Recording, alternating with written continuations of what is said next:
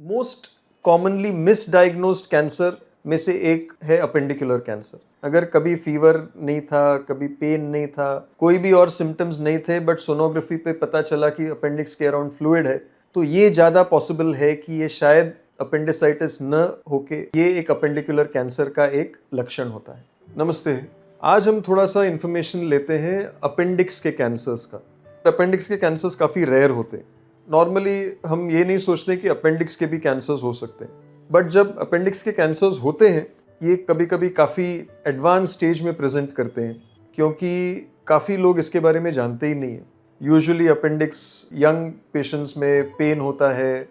Most commonly मिसडायग्नोज्ड cancer में से एक है अपेंडिकुलर कैंसर। काफ़ी जगह पे जो रेडियोलॉजिस्ट या जनरल सर्जन्स या जनरल फिजिशियंस होते हैं, अगर हम अपेंडिकुलर कैंसर के बारे में सोचते नहीं हैं तो काफ़ी बार ऐसा हो जाता है कि उनको लगता है कि अपेंडिक्स के अराउंड थोड़ा सा फ्लूइड है, ये शायद अपेंडिसाइटिस का ही इन्फेक्शन हुआ, उसका थोड़ा फ्लूइड कलेक्ट हुआ और उसी का नतीजा है।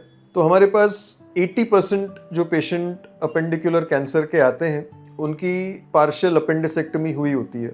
किसी ने लैप्रोस्कोपी कर दिया, थोड़ा फ्लूइड मिल गया, वहाँ पे अपेंडिक्स निकाल दिया, उसको टेस्टिंग में भेजा, उसके रिपोर्ट में कैंसर आ गया।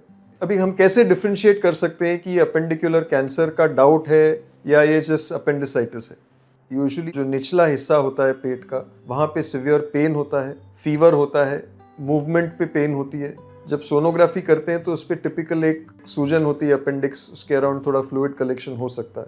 अगर ये सब सिम्टम्स नहीं है, अगर कभी फीवर नहीं था, कभी पेन नहीं था, कोई भी और सिम्टम्स नहीं थे, बट सोनोग्राफी पे पता चला कि अपेंडिक्स के अराउंड फ्लूइड है, तो ये ज़्यादा पॉसिबल है कि ये शायद अपेंडिसाइटिस न होके ये एक अपेंडिकुलर कैंसर का एक लक्षण होता है। अपेंडिकुलर कैंसर्स जब होते हैं तो कोई कोई पेशेंट में सिर्फ अपेंडिक्स के अराउंड उसका जो म्यूसिन स्प्रेड होता है, कभी कभी वो नीचे पेल्विस, जो रेक्टम और यूट्रस फीमेल्स में, ब्लैडर, यूरिनरी ब्लैडर, ये जो कैविटी होती है, पेल्विक कैविटी, वहां पे स्प्रेड होती है। कभी कभी ऊपर तक स्प्रेड होती है, जहाँ पे डायफ्राम बोलते हैं, जो थोरैक्स और एब्डोमेन को सेपरेट करता है। तो ये पूरा जो लाइनिंग होता है, पेरिटोनियल लाइनिंग, इसके अलाउंग स्प्रेड होता है।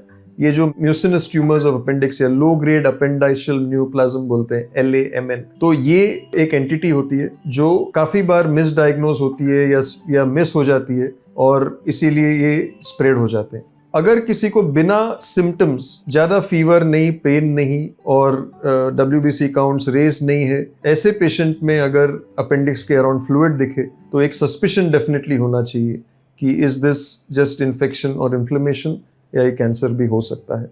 इसका जो डायग्नोसिस होता है, इसमें बायोप्सी बहुत मुश्किल होती है।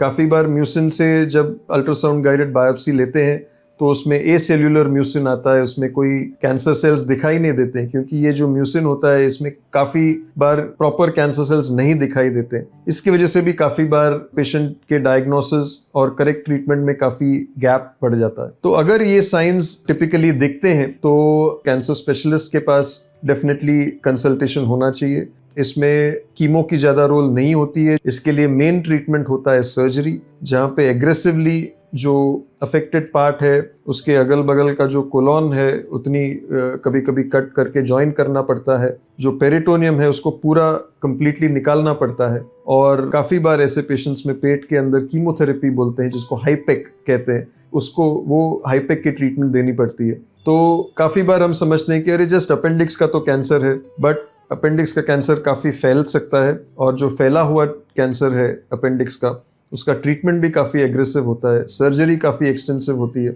और 7-5, कभी कभी 5-6-7 घंटे की सर्जरी चलती है, साथ में पेट के अंदर कीमोथेरेपी देना पड़ता है, तब जाके ये कंट्रोल में आता है। बहुत इंपॉर्टेंट है कि एक अवेयरनेस हो, mainly among the doctor community and also among the patients, that this is a very very important entity that we should not miss out. ये जस्ट एक पेशेंट इंफॉर्मेशन के लिए एक इम्पॉर्टेंट मैसेज है।